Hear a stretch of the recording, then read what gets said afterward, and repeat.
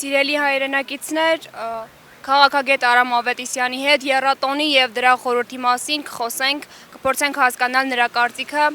Պարոն Ավետիսյան, այս եռատոնը ձեր կյանքում եւ գենետիկ հիշողության մեջ ինչ դեր ունի։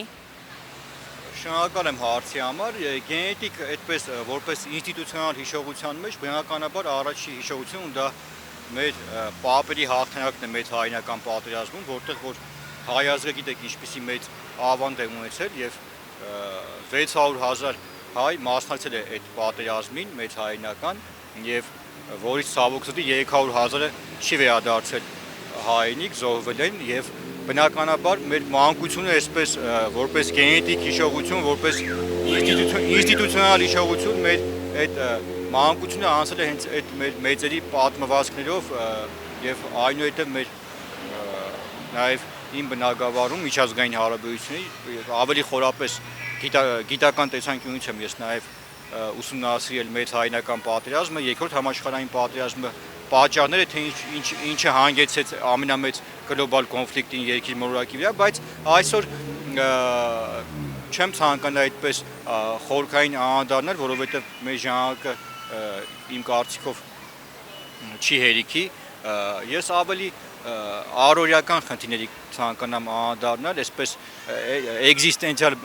բնույթի խնդիրների մեր հայ ժողովրդի համատեքստում տեսեք այս մայիսյան եռատոնից մնացել է միայն այսօր մեծ հայնական պատերազմում մեր տարած հաղթանակը, որը որ մենք չենք ուրանում, հիշում ենք մնացած առումով ինչ մնացած տոներ ունեինք, հիշողություններ ունեինք, դրանք ուղղակի այսօր ցավոք սրտի մնացին անցյալում եւ մեզ զրկեցին ուղղակի այդ ամեն ինչից, իսկ զրկեցին գիտեք մի խումբ այսպես փողոցից եկած մարդիկ, որոնք որ բերվեցին իշխանության եւ մենք զրկվեցինք այս ամեն ինչից, որովհետեւ 30 տարի Հայաստանի Հանրապետությունը ղեկավարել են մարդիկ, որոնք ուղղակի իրենց ստամոքսի այսպես կշտության համատեքստում տոտալ թողնել են Հայաստանի Հանրապետությունը եւ մենք այսօր շրջում ենք, դուք տեսաք բավականին մեծ թվով հայրենակիցներ կան, որոնք որ այցելում են հաղթանակ զբոսայգի եւ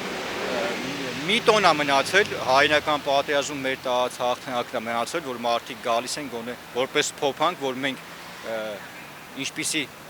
ազգ ենք եղել, ինչպիսի պատմություն ունենք, ինչ ներդրում ունենք համաշխարհային պատմության մեջ, իսկ մնացած առումով այսօր ես կարծում եմ եկեք անկեղծ լինենք, այնպես չի որ մեծ համար տոնա կամ այս ժողովրդի համար տոնա, մի հատ այս ժողովրդի դեմքին նայեք, այս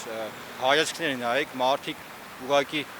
դեմքին նայում ես երևում է արդեն որ առօրյա հոգսերով տառապող ցավոք սրտի հայազգ, իսկ ինչը հանգեցրեց այս ամեն ինչին բոլորիս համար պարզ է եւ այսօր տոն է Քոչարյանի, Սերժի թայֆաների համար, որոնք որ խնդրեմ, հեսա թալան, կողոպուտ եւ նրանց համար տոն է, նրանք վայելում են իրենց թալանը, հերիք չի մի հատ վայելում են թալանը, մի հատ էլ ճողոփել են ազգային ժողով, շուտ քաղաքական հայտ են ներկայացրել, փոխանակ համապատասխան քրեակատորական հիմնարկներում վերընկած լինեին, ուզում եմ ասեմ, որ եկեք անկեղծ լինենք, գոնե այս սուրբ օրով անկեղծ լինենք, նայենք մենք մեզ հայլու մեջ եւ հասկանանք, որ մինչեւ օրինականություն չհաստատենք, մինչեւ մենք չգնահատենք մեր պատմությունը, մինչեւ մենք չփոխվենք, մինչեւ պատասխանատվության չենթարկենք այս երկիրը կեղեքողներին, մենք ոչ մի բանի չենք հասնելու, մենք ապագայում հաղթանակներ չենք ունենալու։ Այսօրվա առաջնային խնդիրը նորից եմ նշում, նորից եմ կրկնում, նախ եւ առաջ քաղաքական եւ իրավական գնահատական տալ այս 30 տարվա մեջ ձևավորված վերնախավին էլիտային, որը որ սովետական միության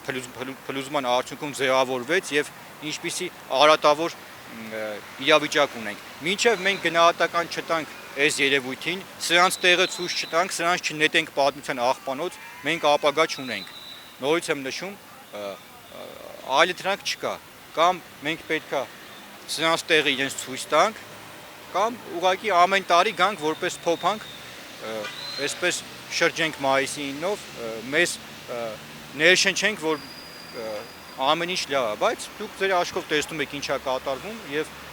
ապագայում հաղթանակներ ունենալու համար ես նորից եմ նշում, մի դեղատոմս կա, դա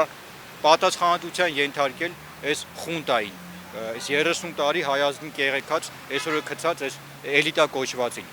Այսքան իմ կարծիքով։